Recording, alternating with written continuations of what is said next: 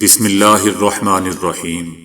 السلام علیکم دوستو، دنیا بھر کی خبروں میں آج آپ سنیں گے، لیکن اس سے پہلے اگر ہو سکے تو لائک اور سبسکرائب کا بٹن ضرور دبا لیں۔ شکریہ۔ کینیڈین وزیر اعظم جسٹن ٹروڈو کے مستعفی ہونے پر امریکہ کے نو منتخب صدر ٹرمپ کا کہنا ہے بلکہ تجویز دی ہے کہ کینیڈا کو اب باضابطہ طور پر امریکی ریاست بن جانا چاہیے۔ کینیڈا کے وزیر اعظم جسٹن ٹروڈو پارٹی قیادت اور وزارت عظمیٰ کے عہدے سے مستعفی ہو گئے ہیں۔ حکمراں جماعت لیبر پارٹی کے نئے سربراہ کے انتخاب تک جسٹن ٹروڈو نگران کے طور پر کام کرتے رہیں گے۔ صدر ٹرمپ کا کہنا ہے کہ کینیڈا کے شہری امریکہ کی ریاست بننے پر بہت خوش ہوں گے۔ صدر ٹرمپ کا کہنا تھا کہ امریکہ اب ان بڑے تجارتی خسارے کا شکار نہیں ہو سکتا جس سے کینیڈا گزر رہا ہے۔ جسٹن ٹروڈو کو اس بات کا اندازہ تھا، اس لیے وہ مستعفی ہو گئے۔ ان کا کہنا تھا کہ اگر کینیڈا امریکہ کے ساتھ ضم ہو جاتا ہے تو انہیں خسارے کا سامنا بھی نہیں کرنا ہوگا اور کینیڈین کم ٹیکس ادا کریں گے۔ صدر ٹرمپ کا کہنا تھا کہ امریکہ میں ضم ہونے سے امریکہ اور کینیڈا روسی اور چینی بحری جہازوں کے خطروں سے بھی مکمل طور پر محفوظ رہیں گے اور یہ ایک عظیم قوم بن جائے گی۔ امریکی صدر ٹرمپ نے غزہ سے اسرائیلی قیدیوں کو نہ چھوڑنے پر خطرناک نتائج کی دھمکی ایک بار پھر دوستوں دہرا دی۔ ٹرمپ کا کہنا تھا کہ بالکل ایسا ہی ہے کہ میرے اقتدار سنبھالنے تک قیدی رہا نہ ہوئے تو نتائج بھگتنا ہوں گے۔ نو منتخب امریکی صدر ٹرمپ کا کہنا تھا کہ میں تفصیلات میں جانے پر یقین نہیں رکھتا، میرا رد عمل دشمن کو صرف نہیں کرو کہنے پر مشتمل نہیں ہوگا۔ صدر ٹرمپ کا کہنا تھا کہ صدر جو بائیڈن شروع دن سے ہی نہیں کرو دہرا رہے ہیں، غزہ جنگ کے آغاز سے ہی نہیں کرو ایسا ہی کر رہے ہیں۔ ٹرمپ کا کہنا تھا کہ میں اسرائیل کے ساتھ ہوں لیکن امن کے ساتھ بھی ہوں۔ یورپی یونین نے کہا ہے کہ ہمیں شام سے پابندیاں ہٹانے کے لیے اس معاملے میں جلد بازی نہیں کرنی چاہیے۔ یورپی یونین کا کہنا ہے کہ جرمن اور فرانسیسی وزرائے خارجہ کے دورہ شام کا مقصد شام کے لیے حکام کے ساتھ محتاط انداز میں بات چیت کرنا اور یورپی وزرائے خارجہ کی کونسل میں طے شدہ معاہدے کو ان حکام تک پہنچانا تھا۔ یورپی یونین کا کہنا ہے کہ اس پیغام میں انسانی حقوق کے احترام، شام کی سالمیت، استحکام اور سلامتی کے ساتھ ساتھ ایک ایسے جامع سیاسی عمل میں پیش رفت کو یقینی بنانا شامل تھا جسے شامی عوام چلا سکیں۔ ہمیں اس معاملے میں جلد بازی کا مظاہرہ نہیں کرنا چاہیے۔ گزشتہ ہفتے یورپی وفد نے شام میں حاصل ہونے والی معلومات کو رپورٹ کی صورت میں ہمیں پہنچایا، اس لیے اس مرحلے پر پابندیاں اٹھانے کا فیصلہ نہیں کیا جا سکتا۔ یورپی یونین کا یہ بھی کہنا تھا کہ مستقبل میں شام کے ساتھ ہمارے تعلقات کا دار و مدار وہاں کے حکمرانوں کے طرز عمل پر منحصر ہے۔ اگر نئے شامی حکام نے مثبت اور صحیح قدم اٹھایا تو ہم دلچسپی کے ساتھ ان ملک کی تعمیر نو میں مدد کرنے کو بھی تیار ہیں۔ غاصب صہیونی رجیم کے مختلف حلقوں کی جانب سے نیتن یاہو کی سربراہی میں موجودہ کابینہ کے خلاف اعتراض آمیز بیانات اور تنقید کا سلسلہ دوستوں جاری ہے۔ مقبوضہ فلسطین کے شمالی حصے میں صہیونی بستی المطلع کے میئر کا کہنا ہے کہ شمالی حصوں کی سیکیورٹی مکمل طور پر ختم ہو چکی ہے اور حزب اللہ سے جنگ بندی کا معاہدہ بہت ہی برا معاہدہ تھا جس کے باعث اسرائیلی شہری فوج پر اعتماد کھو چکے ہیں۔ اس کا کہنا تھا کہ شمال میں یہودی بستیاں قابل رہائش نہیں رہیں اور نقل مکانی کرنے والے آباد کار اب بھی اپنے گھروں میں واپس نہیں آ سکتے۔ المطلع یہودی بستی کے میئر نے نقل مکانی کرنے والے آباد کاروں کے گھروں کو واپسی میں حائل رکاوٹوں کی جانب اشارہ کرتے ہوئے کہا کہ سب سے بڑی وجہ سیکیورٹی خطرات ہیں جو اب بھی ہر طرف پھیلے ہوئے ہیں۔ اس کا کہنا تھا کہ آدھے سے زیادہ گھر جنگ کے باعث مکمل یا کچھ حد تک نابود ہو چکے ہیں، ختم ہو چکے ہیں، تباہ ہو چکے ہیں اور وہ رہائش کے قابل ہی نہیں ہیں۔ میئر کا کہنا تھا کہ المطلع بستی سے جو افراد نقل مکانی کر چکے ہیں ان میں سے کچھ ایسے ہیں جو ہرگز واپس نہیں آنا چاہتے۔ اور ان کی جگہ نئے افراد کو بسانے کے لیے اس بستی میں نیا اور مضبوط انفراسٹرکچر تعمیر کرنے کی ضرورت ہے۔ تبت اور نیپال میں 7.1 شدت کے زلزلے کے باعث 53 افراد مارے گئے جبکہ متعدد زخمی ہو گئے۔ زلزلے کی گہرائی 10 کلومیٹر ریکارڈ کی گئی جبکہ زلزلے کا مرکز تبت کا علاقہ ڈنگری تھا۔ زلزلے کے باعث متعدد عمارتیں گر گئیں۔ زلزلے کے بعد متعدد آفٹر شاکس بھی ریکارڈ کیے گئے۔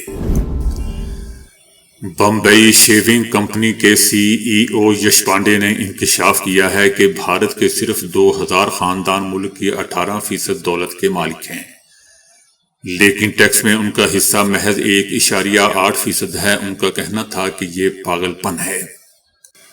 یش پانڈے کا کہنا تھا کہ اب انہیں احساس ہوا ہے کہ بھارت میں زیادہ تر لوگ معاشی عدم مساوات کی وجہ سے کام کرنے پر مجبور ہیں۔ اس کا کہنا تھا کہ اگر لوگوں کو مالی تحفظ مل جائے تو 99% لوگ اگلے دن اپنے کام پر نہیں جائیں گے۔ لوگ دنوں یا ہفتوں تک اپنے گھروں سے دور رہتے ہیں صرف ایک تنخواہ کی امید پر، اور ہم نے اس طرز زندگی کو قبول کر لیا ہے کیونکہ یہ صدیوں سے ہو رہا ہے۔ لوگوں کا کہنا ہے کہ اس مسئلے کی جڑ حکومت کا ضرورت سے زیادہ اخراجات کرنا ہے، جس کی وجہ سے اثاثوں کی قیمتیں بڑھتی ہیں اور عام کام کرنے والے افراد غربت کا شکار ہو جاتے ہیں۔ مغربی کنارے کے ایک قصبے میں 2 افراد نے کار اور ایک بس پر اندھا دھند فائرنگ کر دی۔ کار اور مسافر بس پر فائرنگ میں 3 اسرائیلی ہلاک اور 8 زخمی ہو گئے۔ زخمی ہونے والوں میں سے 3 کی حالت نازک ہونے کے باعث ہلاکتوں میں اضافے کا خدشہ ظاہر کیا جا رہا ہے۔ اسرائیلی فوج کا کہنا ہے کہ حملہ آور نوجوان حلیے سے فلسطینی لگ رہے تھے۔ اسرائیلی فوج نے دہائی دینا شروع کر دی ہے کہ حملہ آور ایک قریبی گاؤں میں فرار ہو گئے ہیں۔ شہری مشکوک افراد پر نظر رکھنے اور گرفتاری میں مدد کریں۔ دوستو، یہ فوج شہریوں کو مدد کے لیے کیوں پکار رہی ہے؟ شہریوں کو تو ہی یہ شہید کر رہی ہے، اب انہی سے مدد مانگ رہی ہے کہ گرفتاری میں ہماری مدد کریں۔ اسرائیلی فوج کو یہ یاد رکھنا چاہیے کہ 7 اکتوبر 2023 سے اسی جگہ مغربی کنارے میں تقریباً وہ 800 فلسطینیوں کو شہید کر چکے ہیں۔ اسرائیلی وزیر دفاع کا کہنا ہے کہ ایسے حملوں پر فوج کو طاقت سے جواب دینے کی ہدایت کی گئی ہے۔ طاقت سے جواب دوستو یہ دیں گے تو پھر ایسے ہی واقعات رونما ہوں گے۔ یہ بھی دوستو یاد رہے کہ 1967 میں اسرائیل نے اسی مغربی کنارے پر قبضہ کر لیا تھا اور اس کے بعد سے لاکھوں اسرائیلی مغربی کنارے میں آباد ہو چکے ہیں۔ اقوام متحدہ اور دنیا کے زیادہ تر ممالک مغربی کنارے کی ان یہودی بستیوں کو غیر قانونی قرار دیتے ہیں، لیکن اسرائیل ڈھٹائی کا مظاہرہ کرتے ہوئے اسے تاریخی اور بائبل کے دور سے یہودی علاقہ مانتا ہے۔ بھارت نے ان فضائی حملوں کی مذمت کی ہے جن کا پاکستان نے افغانستان پر کرنے کا عوامی طور پر کبھی اعتراف نہیں کیا۔ بھارت نے افغان طالبان کی عبوری انتظامیہ کی حمایت کرنا شروع کر دی، جنہیں کبھی نئی دہلی یعنی بھارت پاکستان کی پراکسی کے طور پر دیکھتا تھا۔ افغانستان کے صوبے پکتیکا میں پاکستان کے مبینہ حملوں کے تقریباً 2 ہفتے بعد ہندوستانی وزارت خارجہ نے ایک معمولی غیر معمولی بلکہ بیان دیا ہے جس میں ان حملوں کی مذمت کی گئی ہے۔ بھارت کا کہنا ہے کہ ہم نے خواتین اور بچوں سمیت افغان شہریوں پر فضائی حملوں کے بارے میں میڈیا رپورٹس کا جائزہ لیا ہے، یعنی وہ میڈیا رپورٹس جو پروپیگنڈے پر مشتمل ہیں۔ ان حملوں میں ان کا کہنا ہے کئی قیمتی جانیں ضائع ہوئی ہیں اور ہم ان حملوں کی شدید مذمت کرتے ہیں۔ بھارت کا کہنا ہے کہ اپنی اندرونی ناکامیوں کا ذمہ دار اپنے پڑوسیوں کو ٹھہرانا پاکستان کا پرانا عمل ہے، تو دوستو بھارت بھی تو یہی کرتا ہے۔ بھارت یا مقبوضہ وادی میں ایک بھی گولی چل جائے تو سب سے پہلے وہ پاکستان کی طرف اپنی انگلی اٹھاتا ہے۔ دلچسپ بات دوستو یہ ہے کہ اس بھارتی تبصرے میں بھارت کو دونوں پڑوسیوں کے درمیان موجودہ دراڑ سے فائدہ اٹھانے کا مشورہ دیا گیا ہے۔ بھارتی اقدام کے بارے میں پاکستان کی جانب سے ابھی تک کوئی سرکاری رد عمل سامنے نہیں آیا ہے، لیکن سرکاری ذرائع کا کہنا ہے کہ بھارت کا یہ بیان حقائق کے اعتبار سے ہمیشہ کی طرح مکمل غلط ہے۔ حالانکہ سرحدی علاقوں میں پاکستان کے حملوں میں کوئی افغانی جانی یا مالی نقصان نہیں ہوا ہے، لیکن بھارتی بیان میں کہا گیا ہے کہ حملوں میں افغان شہری بشمول خواتین اور بچے مارے گئے ہیں۔ حالانکہ خود افغان حکومت نے یہاں تک تسلیم کیا ہے کہ اگر یہاں کوئی مرا ہے تو اس کا تعلق پاکستان سے تھا۔ پاکستان کی جانب سے مخصوص اور انٹیلیجنس پر مبنی کارروائیوں کا ہدف کل عدم تحریک طالبان پاکستان یعنی TTP کے تخریب کاروں کے ٹھکانے تھے۔ دلچسپ بات دوستو یہ ہے کہ پاکستان اور افغانستان کے درمیان تعلقات بدستور خراب ہوتے جا رہے ہیں، تو اس دوران بھارت اور افغان طالبان کسی نہ کسی طرح کے ورکنگ ریلیشن شپ قائم کرنے کی کوشش کر رہے ہیں۔ افغان طالبان کے ساتھ بھارت کی ایک پریشان کن تاریخ کے باوجود بھارت نے عبوری طالبان حکومت سے رابطہ کیا ہے۔ اس ملاقات کو بھارتی نقطۂ نظر میں ڈرامائی تبدیلی کے طور پر دیکھا گیا تھا، کیونکہ اس سے پہلے بھارت طویل عرصے سے طالبان کو پاکستان کی پراکسی کے طور پر دیکھتا آ رہا تھا۔ حالیہ بھارتی اقدام کا وقت بہت ہی اہم قرار دیا جا رہا ہے، کیونکہ پاکستان کے ساتھ افغانستان کے تعلقات سب سے کم سطح پر ہیں۔ ایران میں گزشتہ سال 901 افراد کو مبینہ طور پر سزائے موت دی گئی تھی، ان میں سے تقریباً 40 افراد کو گزشتہ سال دسمبر میں ایک ہفتے کے دوران سزائے موت دی گئی۔ اقوام متحدہ کا کہنا ہے کہ ایران میں سزائے موت پانے والوں کی تعداد میں اضافہ پریشان کن ہے۔ اقوام متحدہ کا کہنا ہے کہ ایران میں خواتین کو بھی سزائے موت دیے جانے کے واقعات میں اضافہ دیکھنے میں آیا ہے۔ انسانی حقوق کی تنظیموں کا کہنا ہے کہ گزشتہ سال ایران میں کم از کم 31 خواتین کو بھی سزائے موت دی گئی۔ جمعیت علماء ہند کے صدر مولانا ارشد مدنی نے تعلیمی سال 2025 کے لیے اسکالرشپ کا باضابطہ اعلان کر دیا۔ جمعیت علماء ہند اور مولانا حسین احمد مدنی ٹرسٹ دیوبند 2012 سے دوست و اہلیت کی بنیاد پر منتخب کردہ غریب طلباء کو اسکالرشپ فراہم کر رہی ہے۔ اسی منصوبے کے تحت ہر سال انجینئرنگ، میڈیکل اور جرنلزم وغیرہ شعبہ یا کسی بھی ٹیکنیکل یا پروفیشنل کورس میں پڑھ رہے معاشی طور سے کمزور ایسے طلباء کو اسکالرشپ دی جاتی ہے جنہوں نے گزشتہ سال کے امتحان میں کم از کم 75% نمبر حاصل کیے ہوں۔